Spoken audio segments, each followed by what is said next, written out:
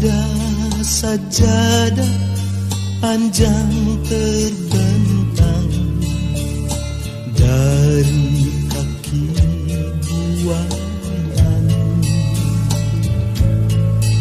sampai ke tepi kuburan hamba bila mati.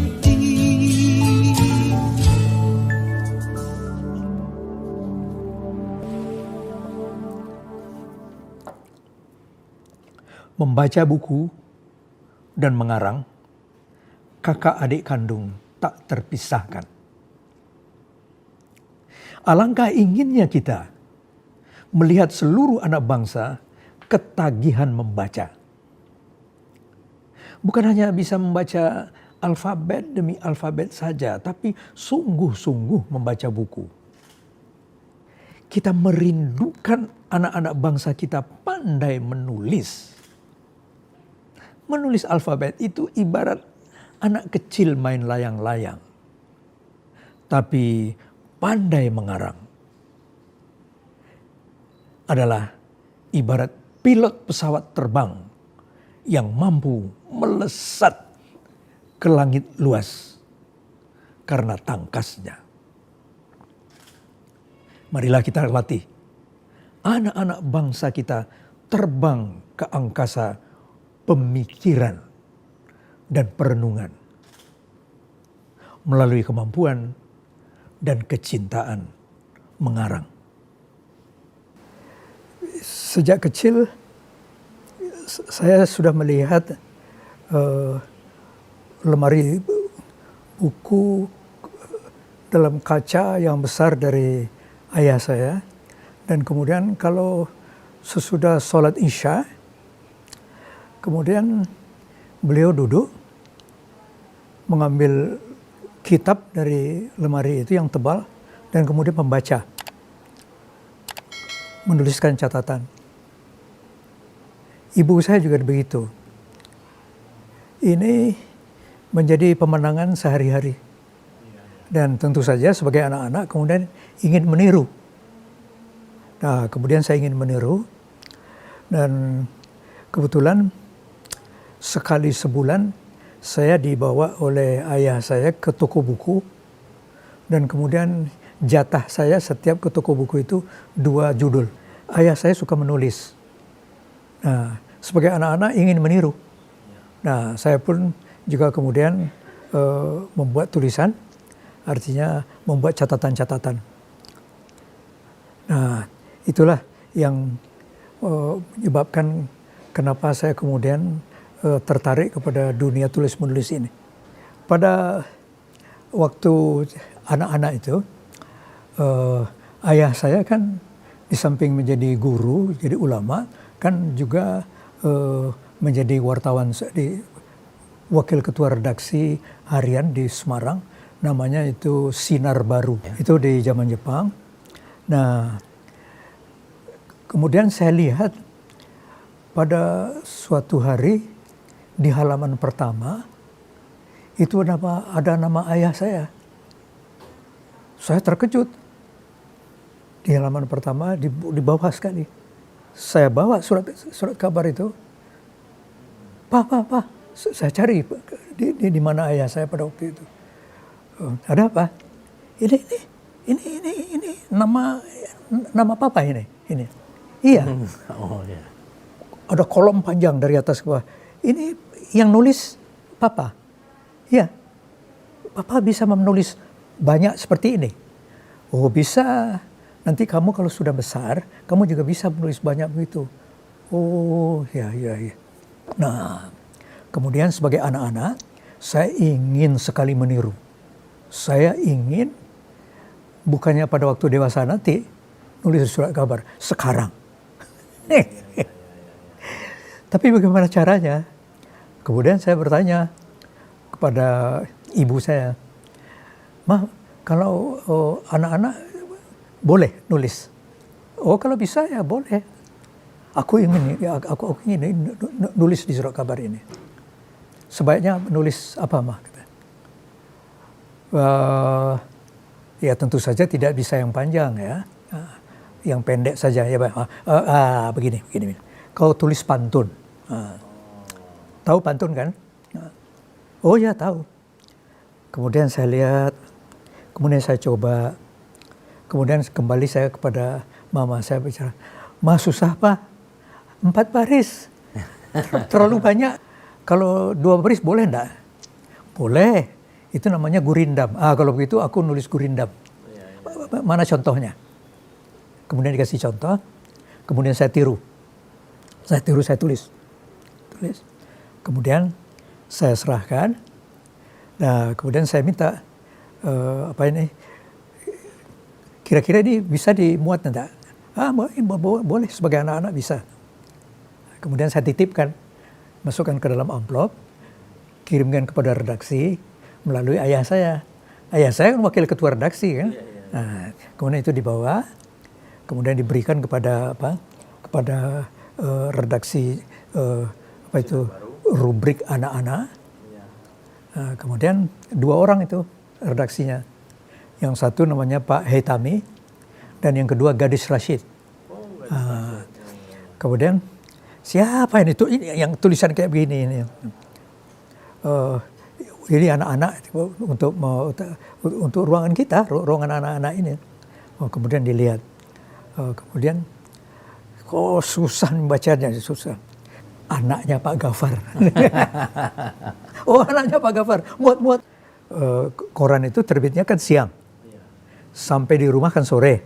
Kemudian saya lihat ada nama saya. Waduh, sudah kayak apa saya. Saya tidak sabar menunggu matahari terbit. Kemudian pagi-pagi mandi, tukar baju, pergi ke sekolah. Surat kabar itu saya bawa, saya lipat rapi-rapi, kemudian saya masukkan di dalam tas. Kemudian dibawa ke sekolah, karena tas itu ini korannya supaya menonjol, jadi jalan saya itu termiring-miring begini. Sampai mau ke kelas itu jalan saya miring. Teman-teman saya lihatin, ada apa sih Taufik ini? Ada apa ini? Kemudian ketika orang-orang bertanya, kemudian kata saya, apa itu apa? Kemudian saya keluarkan, kemudian saya lihatkan ada nama saya di surat. Gempar. Kelas itu gempar melihat ada nama temannya, umurnya sama, ada karangannya masuk di situ itu. Kegemparan itu berlanjut sampai kepada guru-guru. Kemudian saya melapor kepada guru kelas, kemudian oleh guru kelas saya diajak pergi ke kantor ketika guru-guru kumpul pada waktu istirahat. Kemudian diumumkan dengan bangga, murid saya karangannya masuk di surat kabar.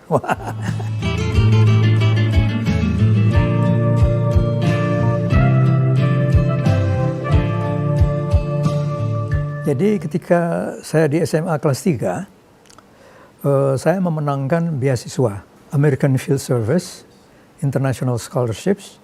Itu beasiswa tinggal di keluarga Amerika selama 1 tahun, belajar di sekolah Amerika, kemudian bergaul dengan masyarakat, dan sudah itu pulang.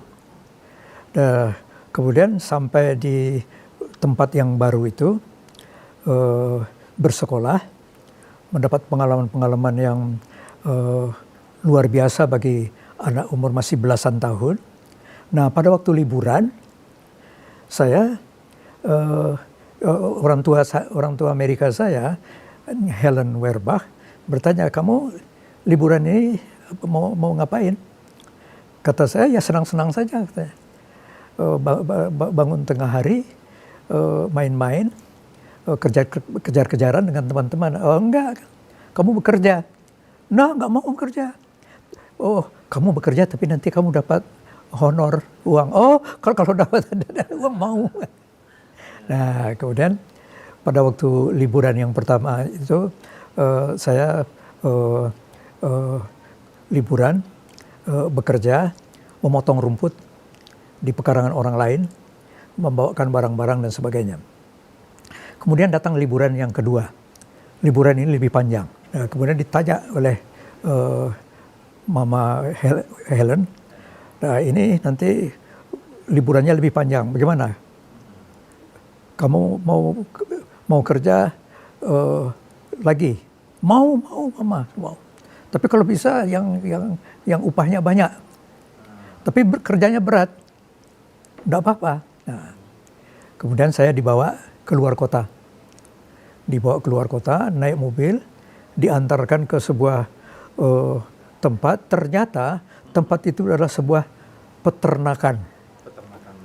peternakan sapi dan kemudian ayam. Dan kemudian sudah antri anak-anak umur belasan tahun di sana untuk membantu memberi makan sapi, kemudian membersihkan kandang, dan kemudian memberi makan ayam dan sebagainya. Dan kemudian saya bekerja di situ. Waduh, asyik betul saya bekerja di situ. Kemudian saya melihat bagaimana ayam itu bertelur. Kemudian ayam itu tidak seperti di negeri saya, di Indonesia, di mana semuanya secara bebas bekerja. Semuanya itu di setiap ayam itu satu kandang. Terutama ayam-ayam yang betina-betina itu. Dan kemudian nanti kalau bertelur, telurnya itu diambil. Dan kemudian kalau sudah yang sapi begitu juga. Yang sapi dibersihkan kandangnya dan diberi makan dan seterusnya. Pada waktu tengah hari istirahat, saya membawa bekal di rumah, kemudian duduk di tengah peternakan itu dan kemudian minum dan makan. Dan kemudian nanti kerja lagi sampai sore. Besoknya lagi. Kemudian saya teringat dalam kalau begitu nih ini bagus sekali nih. Kalau saya nanti di Indonesia bikin peternakan begini. Tapi yang tetap saya harus lakukan adalah membaca buku dan menulis. Karena pada waktu itu di kelas bahasa Amerika itu ada kelas menulis dan membaca. Itu kelas favorit saya. Dan kemudian di kelas membaca, saya ikut diskusi-diskusi, membaca buku. Ada buku harus tamat dalam waktu misalnya 10 hari. Nah, ada reading list dan kemudian diskusi. Kemudian sesudah itu ada latihan menulis. Dan saya suka sekali itu. Membaca dan menulis itu. Di samping juga ada pekerjaan yang asyik. Kemudian di dalam hati saya, kalau begitu nanti kalau saya pulang, ini saya kombinasi. Itu kalau menjadi sastrawan, itu hidupnya tidak mudah. Harus menjadi terkenal sekali untuk bisa mendapatkan honor yang baik. Nah, dalam hati saya kalau begitu dikombinasi. Hobi menulis terus, tetapi lantas untuk nafkah dari bidang peternakan. Ini saya pegang terus sampai saya pulang. Nah, itulah sebabnya maka kemudian begitu saya pulang, saya memilih jurusan peternakan. Tapi pada waktu itu di Indonesia, ilmu peternakan itu dirangkap oleh kedokteran hewan.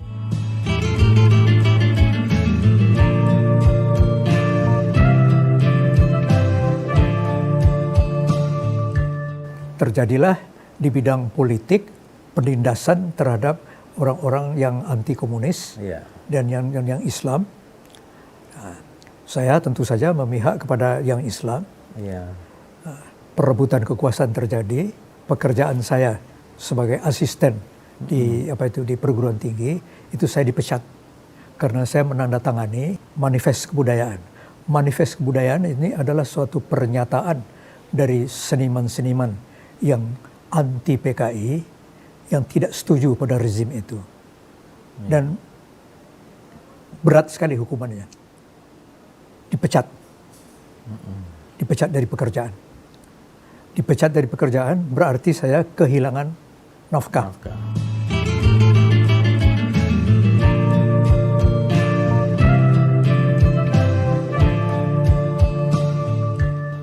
Pada tahun 66 itu ada majalah sastra, satu majalah, itu majalah Pujangga Baru. Iya. Dan kemudian majalah itu tutup. Nah, kami para sastrawan pada waktu itu melihat, wah ini penting sekali ada sebuah majalah sastra yang bisa menampung karya-karya sastra. Betul, ada penerbit-penerbit, tapi kalau penerbit-penerbit itu akan menerbitkan dalam bentuk buku. Dan kalau buku berarti itu halaman-halamannya banyak. Iya. Tapi ini begitu banyak pengarang-pengarang, itu dia menulis satu kali. Kalau dia puisi itu bisa cuma satu halaman. Kalau cerita pendek itu 3 halaman. Kapan itu bisa terbit? Kalau harus dia dikumpulkan menjadi buku. Iya, betul. Salurannya adalah majalah. Iya, iya. Karena itu kami kemudian mendirikan majalah. Pendirinya pada waktu itu adalah Mokhtar Lubis, Iya. PK Oyong, Zaini, Arif Budiman, dan saya. Iya. Alhamdulillah begitu terbit pada bulan Juli tahun 66 itu karangan-karangan berdatangan. Kemudian sesudah terbit dan kemudian beberapa tahun, kemudian terpikir oleh kami, ini tidak bisa cuma sastrawan-sastrawan yang sudah dewasa-dewasa itu karya-karyanya diterbitkan. Harus ada jembatan penerbitan dari anak-anak yang menjelang dewasa. Iya. Umur-umurnya 16 sampai 21-22 tahun. Tidak ada majalahnya itu. Kemudian disediakanlah 5-6 halaman di belakang Horizon. Itu lampiran. Bukan lampiran, jadi sisipan untuk anak-anak muda ini. Iya. Alhamdulillah itu betul-betul menjadi jembatan yang menghubungkan antara umur itu kepada yang dewasa itu. Betul. Dan itu berlanjutlah ini sampai 55 tahun. Ketika mendirikan majalah Sastra Horizon pada bulan Juli tahun 66, itu sahabat-sahabat saya, Mokhtar Lubis, PK Oyong, Zaini, Arif Budiman, yang semuanya itu sudah wafat semua. Iya. Tinggal saya sendirian. Dan majalah sastra ini sekarang umurnya 55 tahun. Sudah berhenti terbit secara reguler seperti adanya ini. Tapi masih secara tidak reguler kami berusaha sekeras mungkin untuk bisa terbit.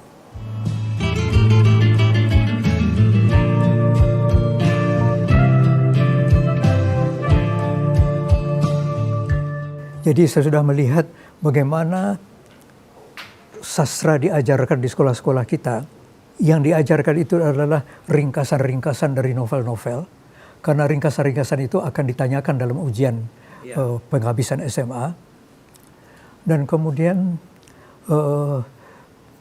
diskusi-diskusi di sekolah-sekolah itu mutunya rendah sekali. Nah kemudian seperti yang Anda sebutkan tadi itu, kami buatlah program sastrawan masuk sekolah itu.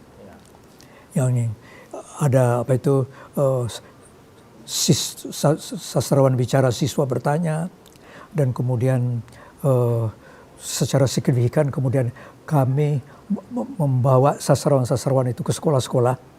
Itu lebih dari 100 sekolah di sekitar 25 provinsi, dan kemudian kami membawa juga lebih dari 100 sastrawan. Jadi untuk pergi ke sekolah itu tidak membawa 1 orang, membawa 5-6 orang. Nama-nama yang sudah terkenal. Yang kalau di toko buku itu ada. Dan murid-murid senang sekali. Guru-guru sastra juga senang sekali. Karena kemudian apa yang diajarkannya di kelas itu dilihat oleh murid-murid itu kan. Betul. Nah, kami melaksanakan itu untuk acara itu membawa sastrawan-sastrawan yang bisa sampai 100 orang itu kan ada biayanya kan. Iya, Dari betul. mana biayanya itu? Iya. Kami mendapatkannya itu dari Yayasan Ford Foundation. Dan Ford Foundation dengan senang hati membiayai gerakan-gerakan ini selama lebih dari 5 tahun. Itu kebetulan sekali karena saya dan kawan-kawan kemana kita akan mencari dana. Nah kebetulan ada kertas kerja Ford Foundation. Kemudian kami lihat di kertas kerja itu ada 1, 2, 3, 4 dan kemudian ada 2 poin di sana yang mengenai apresiasi sastra. Udah kami kejar itu dan kemudian datangi kantornya, dan kemudian diajak diskusi dan mereka jatuh hati. Katanya betul sekali di negeri saya ini tidak terjadi ini kayak begini, ini memalukan katanya. Iya. Saya tidak bisa melupakan juga ini sahabat-sahabat aktivis sastra masuk sekolah. Iya. Jadi jengkel dengan bentuk kurikulum pengajaran sastra di sekolah yang kami tidak berhasil merubahnya, akhirnya membuat acara sastra masuk sekolah yang namanya MMAS, SBSB, dan SBMM. Nah, alhamdulillah kami sudah pergi ke lebih dari 100 sekolah di 25 provinsi. Kami kerahkan 100 orang sastrawan lebih, dan kami sudah bertemu dengan 60.000 murid-murid. 60.000. Dan menyampaikan kepada dia bagaimana asyiknya sastra itu, bagaimana mereka itu sangat bergembira. Nah, ini kegiatan ini berhenti sekarang. Iya. Ada semacam kecapean ya. Tolong doakan ya. Mudah-mudahan ada kawan-kawan sastrawan muda yang melanjutkan ini.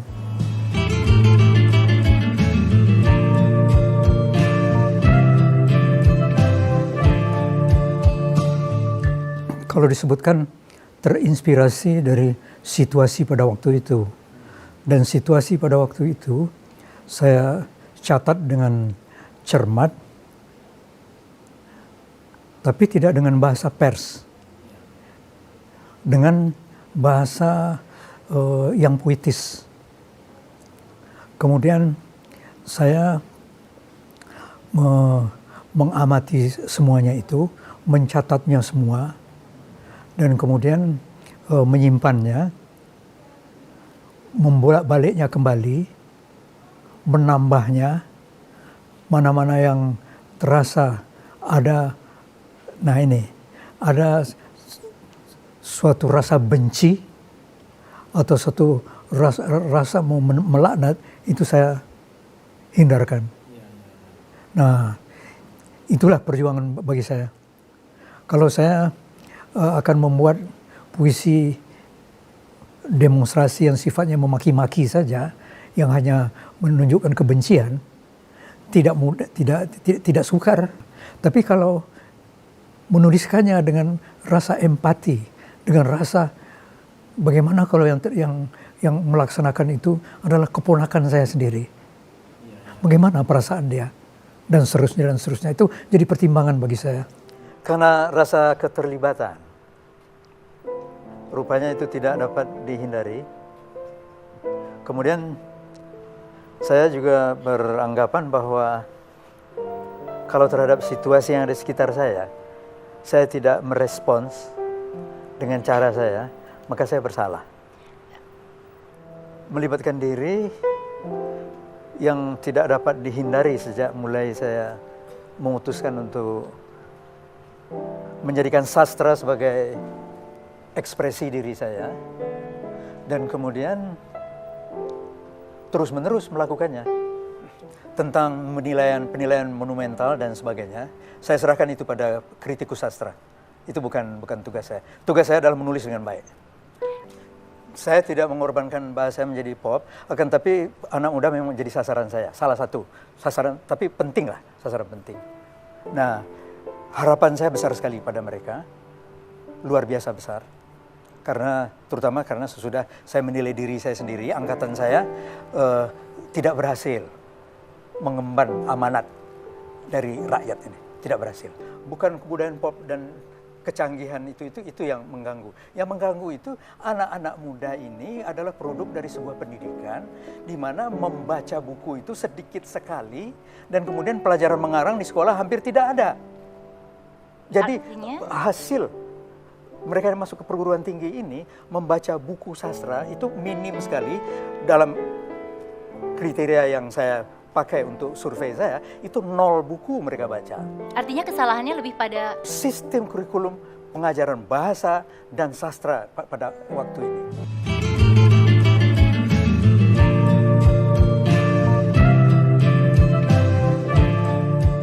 Ada cara saya mencatat aspek-aspek dalam kehidupan ini dengan menuliskannya.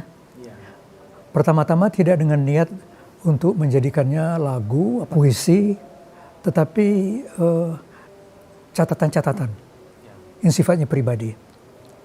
Nah, di dalam catatan-catatan itu kemudian biasanya itu berangsur-angsur dia berubah, menjadikan terjadi proses menjadi puisi.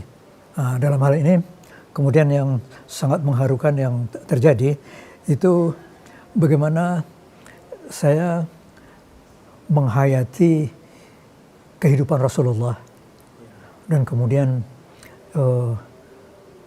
mengenang jalan hidupnya, perjuangannya dan sebagainya. Terjadi satu hal yaitu kerinduan. Akhirnya itu menjadi puisi Rindu Rasul. Dan Rindu Rasul itu kemudian jadi nyanyian. Dinyanyikan oleh Iin. Dan saya tidak menduga.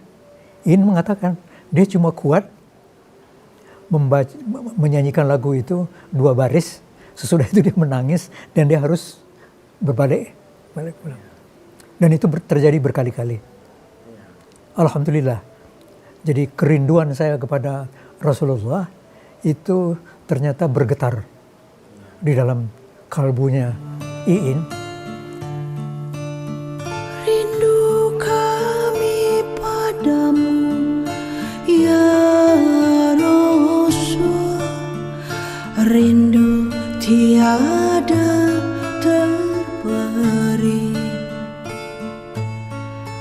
Berabad jarak darimu ya Rasul, serasa di kau di sini.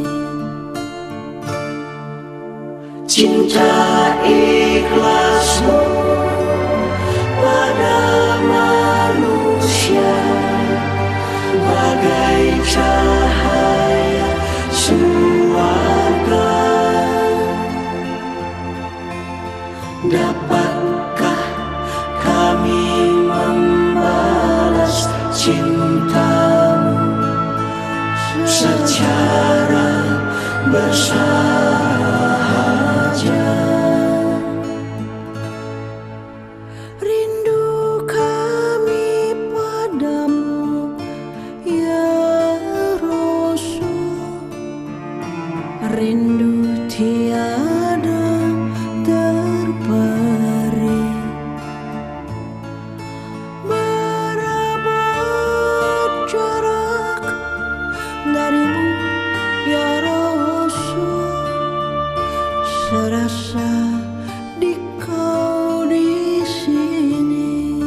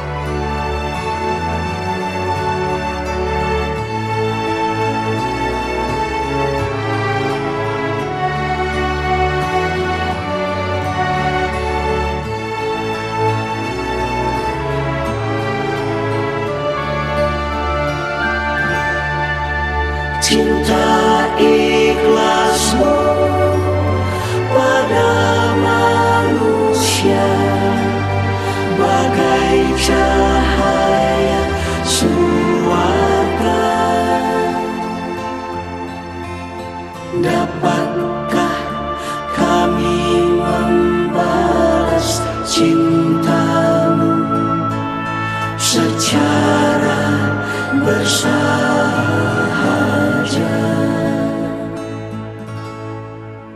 Rindu kami padamu ya Rasul, rindu tiada terperi. Merebut jarak darimu ya Rasul, serasa di kau di sini.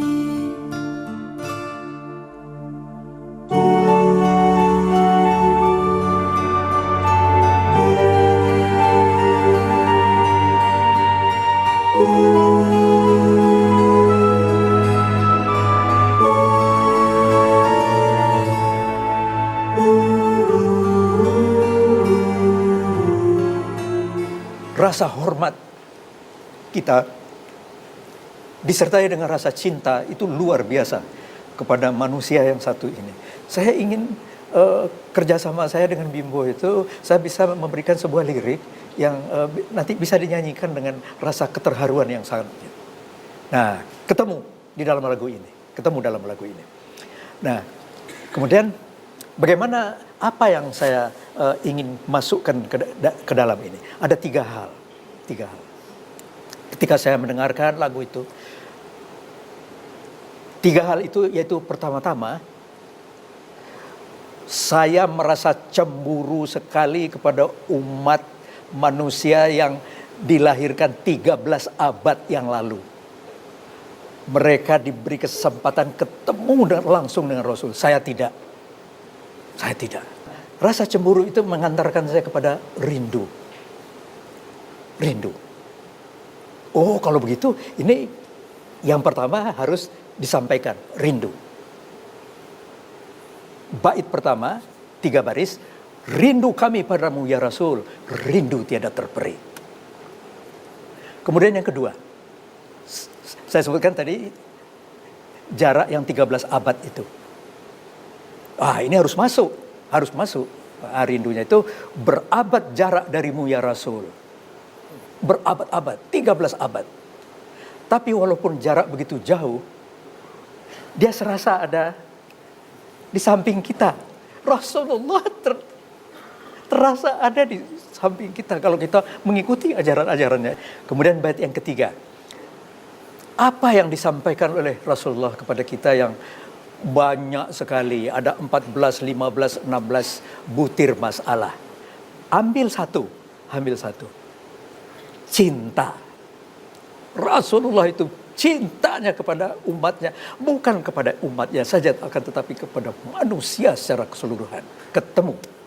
Jadi bait yang ketiga, yang terakhir, cinta ikhlasmu kepada manusia. Seperti apa cintanya itu?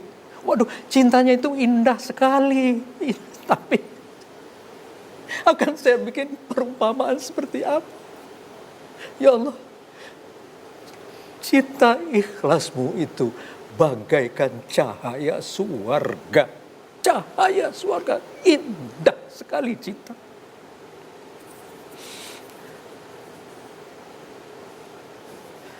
Dua baris terakhir, bagaimana kita mengejawantahkan rasa cinta kita ini. Tentu kita harus membalasnya. Tapi saya tidak membuat anjuran. Balaslah. Atau saya apalagi memberi perintah. Harus dibalas. Tidak. Saya mengajukan pertanyaan dalam 2 baris yang terakhir. Dapatkah kami membalas cintamu secara bersahaja? Mula-mulanya saya mau bikin secara sederhana. Dia 4 suku kata kan. Tapi sederhana, banyak, sering dipakai. Apa kata-kata yang jarang dipakai? Bersahaja. Jadi, dapatkah kami membalas cintamu secara bersahaja? Cocok betul.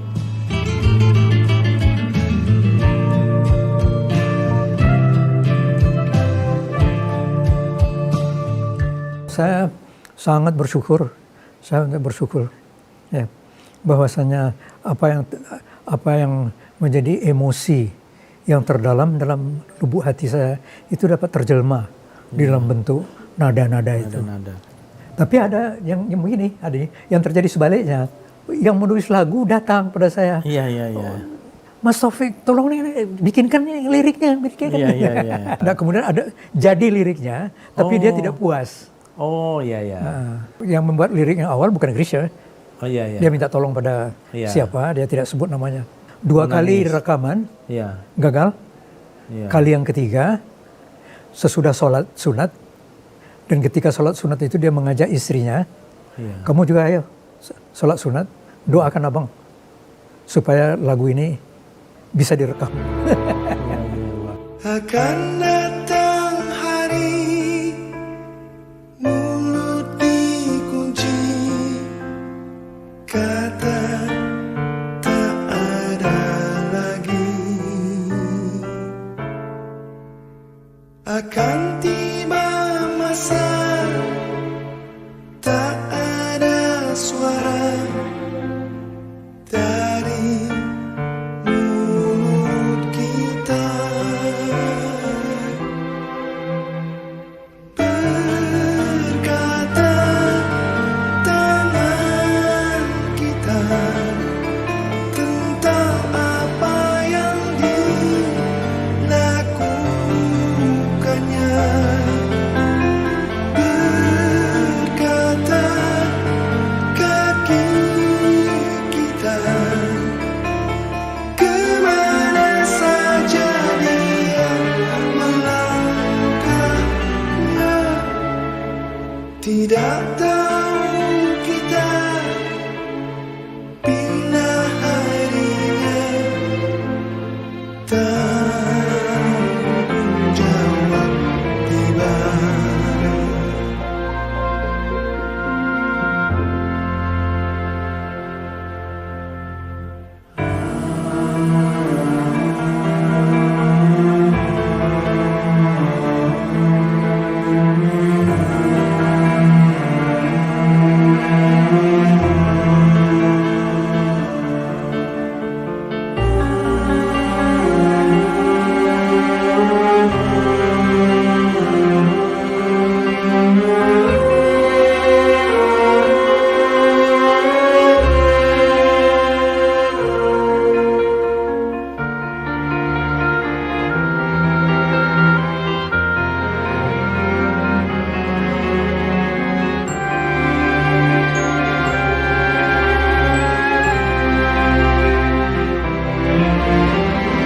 Robbana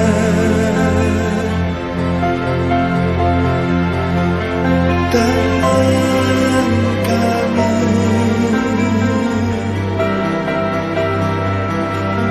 kaki kami mulut kami mata hati kami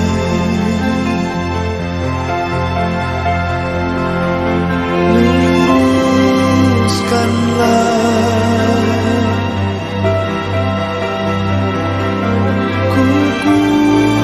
kukuhkanlah di jalan cahaya sempurna. Mohon karunia kepada kami hamba-Mu yang hina.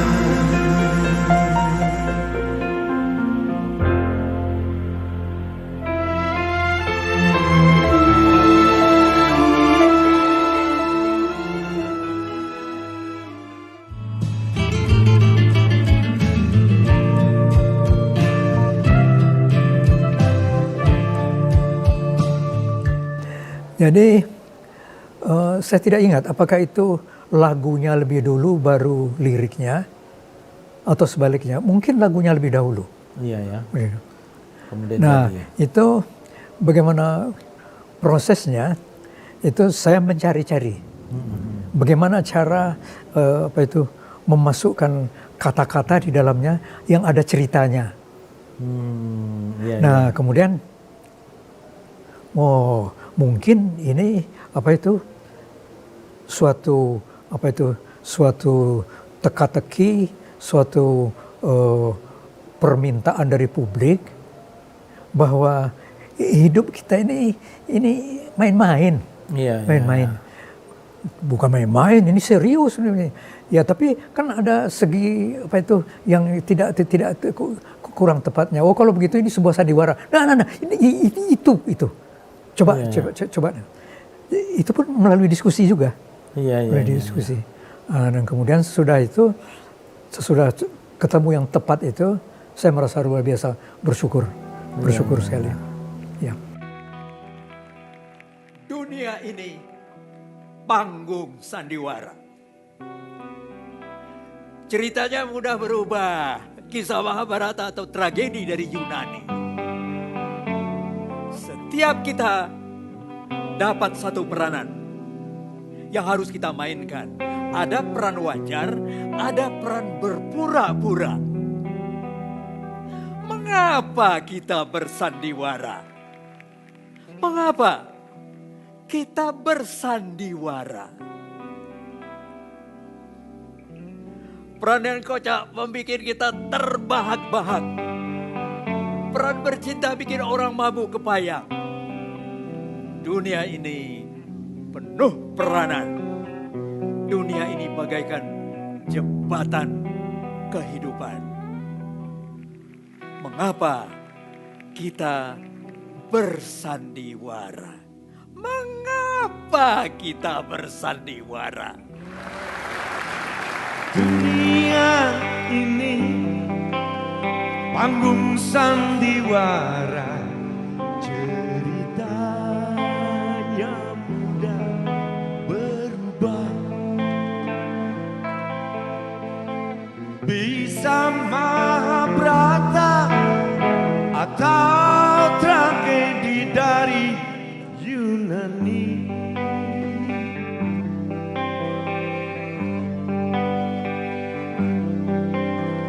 Setiap kita dapat satu peranan yang harus kita mainkan. Ada peran wajar dan ada peran berpura-pura. Mengapa kita bersandiwara? Mengapa kita bersandiwara? Peran yang kocak bikin kita terbahak-bahak. Peran bercinta bikin orang mabuk kepayang. Dunia ini penuh peranan. Dunia ini bagaikan jembatan kehidupan. Mengapa kita bersandiwara? Mengapa kita bersandiwara? Mengapa kita bersandiwara? Mengapa kita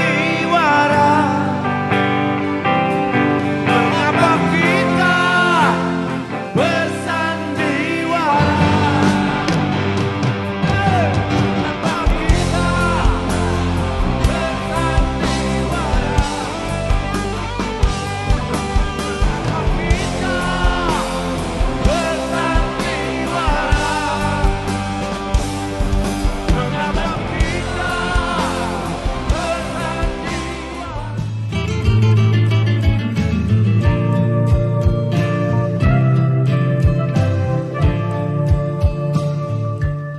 Teruslah berkarya. Kemudian dalam berkarya itu banyak-banyaklah membaca. Iya. Kemudian bagi yang betul-betul pemula, Iya. sediakan buku tulis, buku catatan, agenda, di mana dianjurkan supaya setiap hari menulis. Iya. Bukan berarti halaman-halaman itu harus penuh semuanya, tetapi setiap hari harus ada tulisan. Iya. Jadi sudah setiap hari barangkali 2-3 baris, balik lagi, 2-3 baris balik lagi, dan kemudian dibaca ulang. Iya. Dibaca ulang. Emosi-emosi yang dialami pada hari-hari itu, jangan dibiarkan itu berlalu begitu saja. Akan tetapi ingat-ingat. Diingat-ingat dan kemudian dituliskan kembali. Nah, bacaan yang buku-buku yang dibaca itu tidak cukup yang dalam bahasa Indonesia saja. Iya, iya. Karena itu kepada para sastrawan yang baru, itu saya sangat menganjurkan supaya mereka menguasai bahasa asing. Iya, iya. Paling tidak satu. Iya, iya. Kalau bisa 2, kalau bisa 3. Iya, iya, iya. Yang betul-betul termasyhur di kalangan kita itu Haji Agus Salim. Iya, iya. Dia 5-6 bahasa. Betul. Dan itu fasih. Fasih, betul. Bukan saja membaca, akan tetapi menulis. Iya, iya. Menulis. Iya. Nah, jenius-jenius semacam itu mudah-mudahan datang. Mudah-mudahan datang.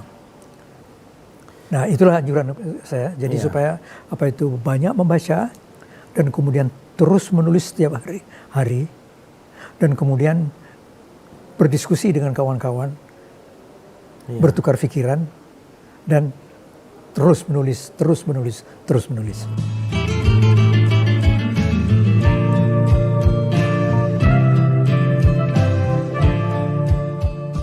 Catatan tahun 1965. Di lapangan dibakari buku. Mesin ketikmu dibelenggu. Piringan hitam dipanggang. Buku-buku dilarang PKI. Kita semua diperanjingkan. Gaya rabies kelongsongan.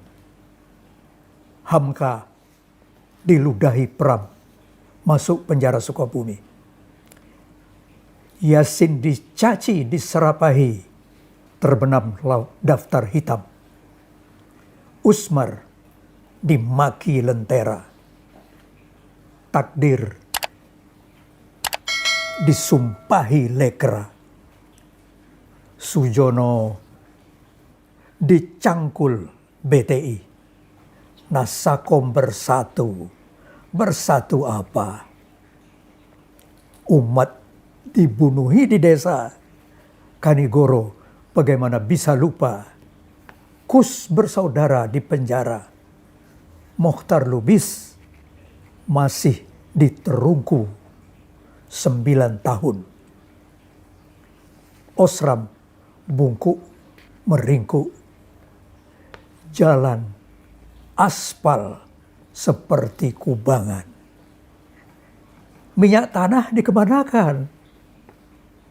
Rakyat rebutan beras antrian.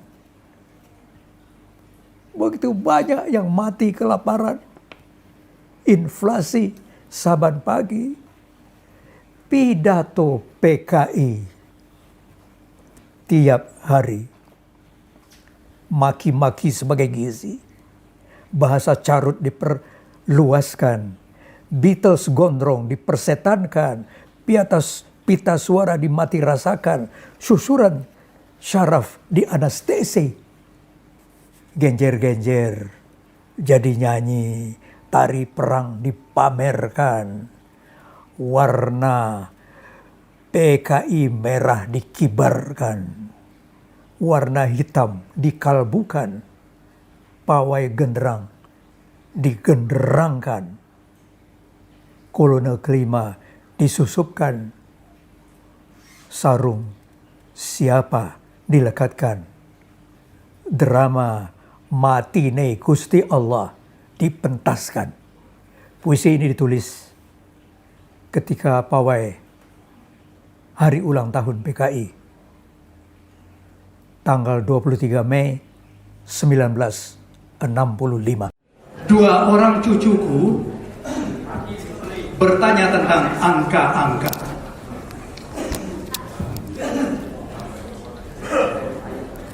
Datuk, aku mau bertanya tentang angka-angka. Kata Aidan, cucuku yang laki-laki. Aku juga. Kata Rania, cucuku yang perempuan. Aku juga mau bertanya tentang angka-angka. Rupanya mereka pernah membaca buku tentang angka-angka, dan ini agak mengherankan. Karena mestinya mereka bertanya tentang puisi. Tapi baiklah. Rupanya mereka di sekolahnya di SMA kan ada tugas menulis makalah. Dan karena mengenai puisi dia sudah banyak bertanya ini itu, sering berdiskusi. Sekarang Aidan dan Rania datang dengan ide, mereka akan menulis makalah tentang angka-angka. Begini Datuk, katanya ada partai di dunia itu membantai 120 juta orang di 74 tahun, selama 74 tahun di 75 negara. Kemudian kata Aidan, kata Rania, ya 120 juta orang yang dibantai. Setiap hari mereka membantai 4.500 orang selama 74 tahun di 75 negara.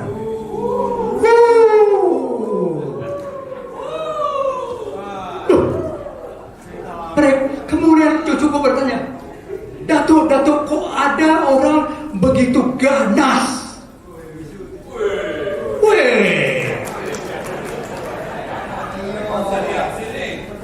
Kemudian dia bertanya lagi, kenapa itu Datuk? Apa sebab kenapa begitu banyak? Mereka melakukan kerja paksa, begitu merebut kekuasaan di satu negara, kerja paksa. Kemudian orang-orang di bangsanya sendiri berjatuhan mati, kerja paksa. Kemudian yang kedua,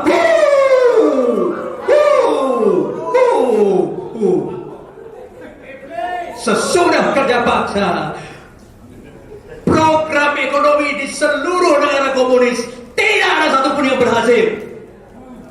Mati berkelaparan, bergelimpangan di jalan-jalan. Kemudian yang ketiga, sebab jatuhnya puisi, sebabnya adalah mereka membantai bangsanya sendiri. Di Indonesia mereka lakukan itu yang pertama kali dibawa oleh musuh. Sudah stop saja. Dibawa oleh musuh. Di Madiun mereka mengadakan pembantaian. Sudah. Ideologi saudara ini yang pada saya persingkat.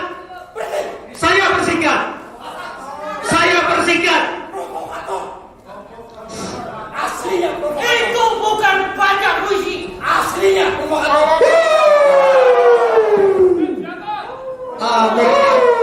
akan ada giliran untuk diskusi sama Soeharto mengkebiri Soekarno. Demi kursi Soeharto mengkebiri Soekarno. Korupsi demi kursi Soeharto mengkebiri Soekarno dan keahlian negeri kita.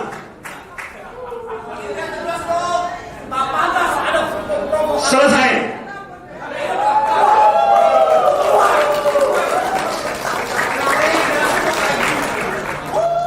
Bulan yang lalu saya bacakan ini di simposium juga sini, dan kemudian diganggu oleh orang-orang yang tidak suka.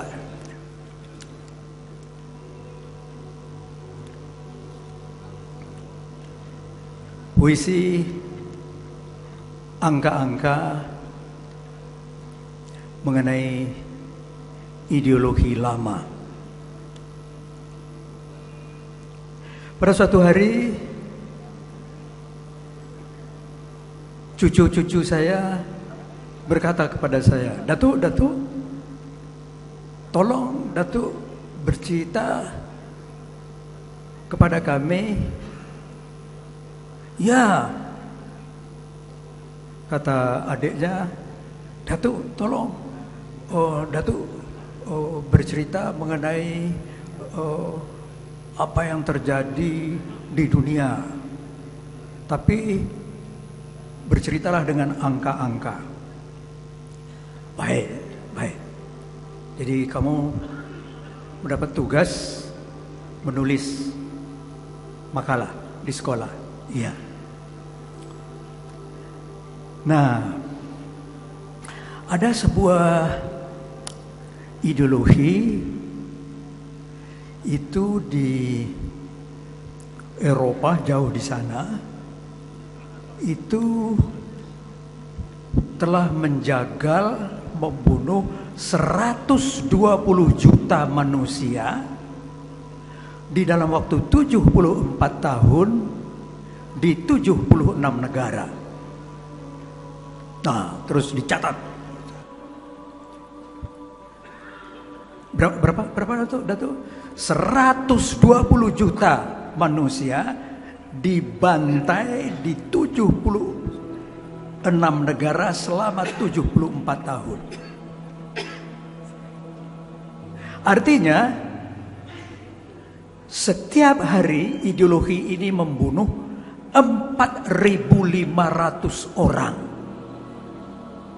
Setiap hari 4.500 orang mati sehari selama 74 tahun di 76 negara.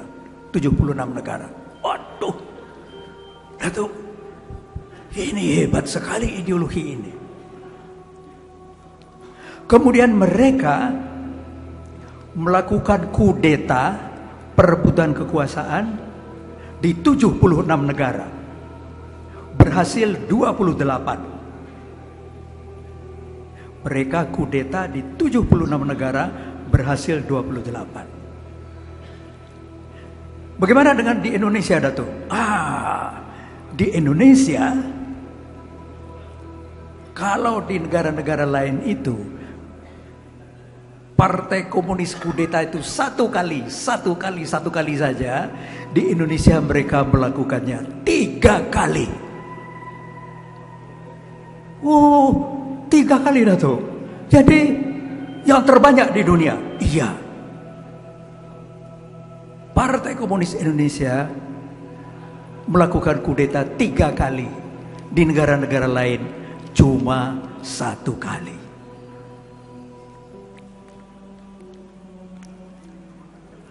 Cucu saya sibuk menulis catatan.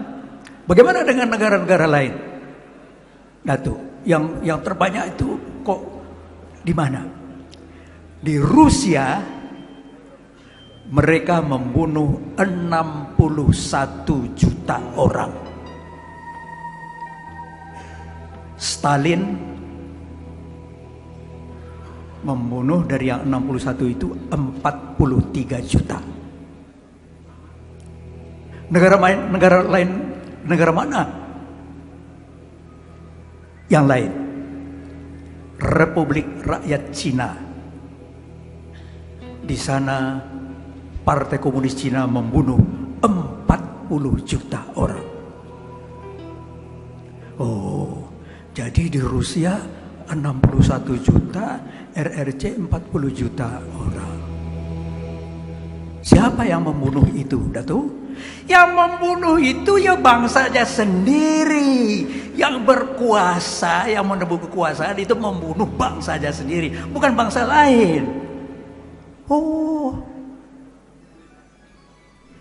Jadi orang Rusia membunuh bangsanya sendiri 61 juta. Di RRC membunuh bangsanya sendiri 40 juta. Iya.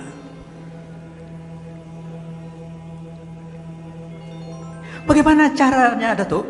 Itu mereka melakukan itu. Mereka melakukan itu dengan merebut kekuasaan. Karena ideologi ini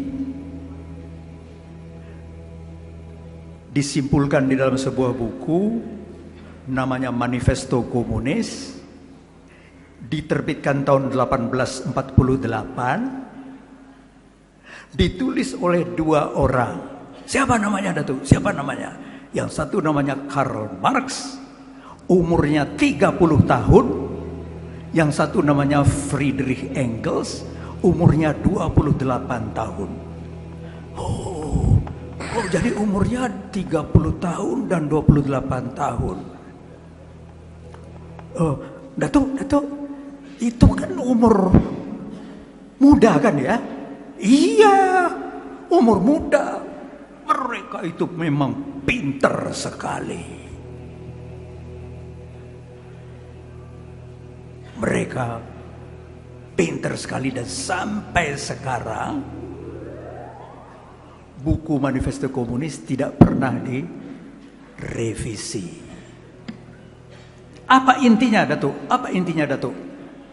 Buku itu, yaitu merebut kekuasaan dengan kekerasan. Tapi dalam pelaksanaannya di banyak negara itu tidak disebut. Yang disebut itu kemakmuran rakyat, sama rata sama rasa, buruh dan tani hidupnya makmur. Itu yang disebutkan. Oh, begitu caranya. Nah, bagaimana? Jadi di Indonesia lantas bagaimana, Datuk? Di Indonesia kan Datuk tadi sudah ceritakan, mereka 3 kali mencoba merebut kekuasaan. Yang satu kali berontak terhadap pemerintah Belanda, yang kedua di Madiun. Nah, yang di Madiun itu terjadinya 18 September tahun 48. Pada tanggal 19, kiai-kiai di Takeran, di desa-desa sekitar Madiun, Pamong Praja, tokoh-tokoh masyarakat dibawa ke pinggir kota Madiun. Di sana sudah disiapkan blumbang besar. Apa itu blumbang, Datuk? Blumbang itu kolam besar. Berapa besarnya? Ya kira-kira 10 kali 10 meter. Sudah itu kiai-kiai yang dibawa itu, pamong praja yang dibawa itu, di pinggir blumbang itu disembelih sampai mati. Waduh. Wah, disembelih, Datuk. Iya. Dan besoknya lagi mereka pergi ke 24 kota dan desa di sekitar Madiun. 24.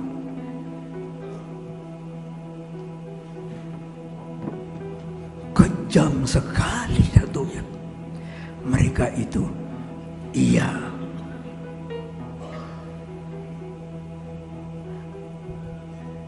17 tahun kemudian mereka membuat perebutan kekuasaan lagi, dengan mula-mula membunuh 7 jenderal, berhasil 6. Mereka berbohong mengenai itu. Dikatakan ini pertengkaran antara jenderal-jenderal. Itu bohong besar. Nah, jadi orang di Jawa Timur, rakyatnya kan dulu karena mereka mengalami 17 tahun yang lalu itu ada penjagalan di Madiun, kemudian ternyata di belakang ini PKI, mereka memang membantai orang-orang PKI pada waktu itu. Betul, itu memang betul. Berapa jumlahnya, Datuk? Nah, jumlahnya disebut beberapa angka. Peneliti-peneliti membuat penelitian. Itu yang tertinggi itu 400.000. Tapi orang-orang KGB PKI yang zaman sekarang melebih-lebihkan. Angkanya itu disebut 1 juta, 2 juta. Tidak betul itu. Penelitian yang dilakukan secara ilmiah itu 400.000. Dan cucu-cucuku, apa yang terjadi di Madiun itu tidak disebut sama sekali oleh mereka. Pada tahun 65 itu dalam sejarah yang mereka tulis, tiba-tiba umat Islam itu kejam, TNI kejam. Dalam bahasa Pekalongannya itu ujuk-ujuk namanya. Teori ujuk-ujuk. Oh, begitu yang terjadi itu. Nah, tanya cucu saya, tahun berapa partai ini dilarang, Datuk? Tahun 66. Oh, jadi itu sudah 50 tahun yang lalu. Iya, 50 tahun yang lalu. Kita Indonesia termasuk di dunia yang paling cepat membubarkan partai komunis. Ketika partai komunis itu jaya di negara-negara lain, kita dengan gagah berani, dengan risiko membubarkan partai komunis Indonesia. Ya, Datuk. Nah, kesimpulannya, kalau begitu, Datuk, ini ideologi tidak bisa diikuti ya? Tidak bisa, tidak bisa. Kalian jangan ikut ideologi ini. Oh, tidak, Datuk, kami tidak akan ikut ideologi ini.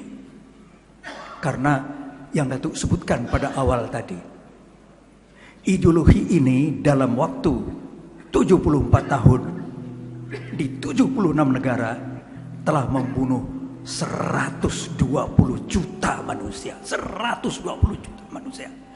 Hitler dan Mussolini cuma sepertiga itu.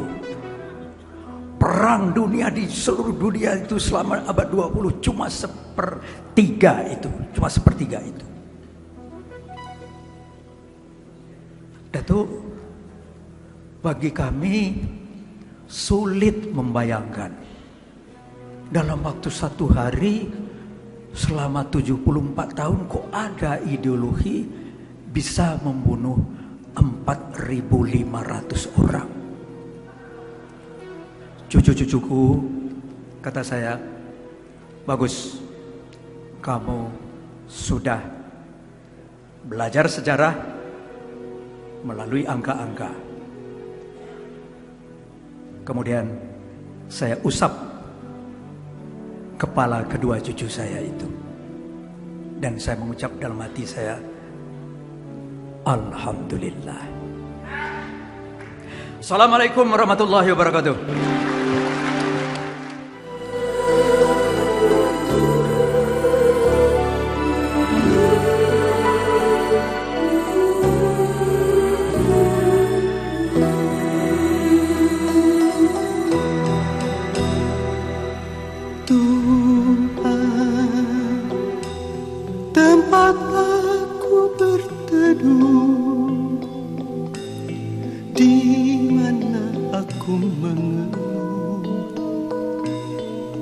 Dengan segala peluh,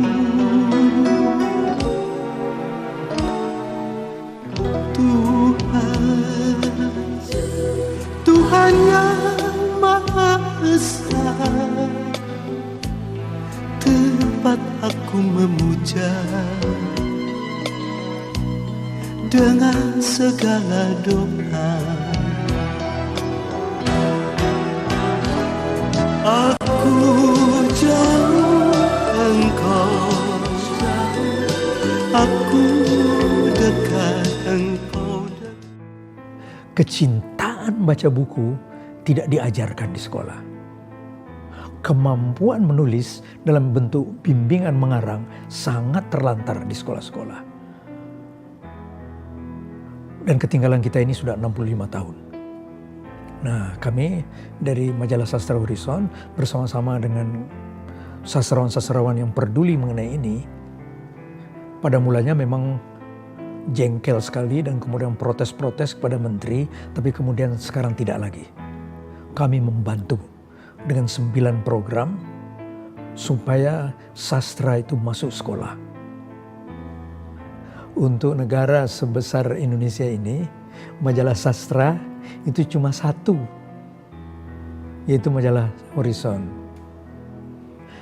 Untuk mengambil sebuah perbandingan yang cepat saja, Mesir penduduknya itu sekitar 60-70 juta. Majalah sastranya di sana ada 6 buah, atau saya lupa 6 atau 10 gitu. Nah, Indonesia dengan perbandingan penduduknya, seharusnya majalah sastra di Indonesia itu 30 buah. Jadi satu majalah sastra untuk setiap provinsi. Tapi kok cuma satu? Kenapa kita setertinggal itu? Itu karena pendidikan di sekolah.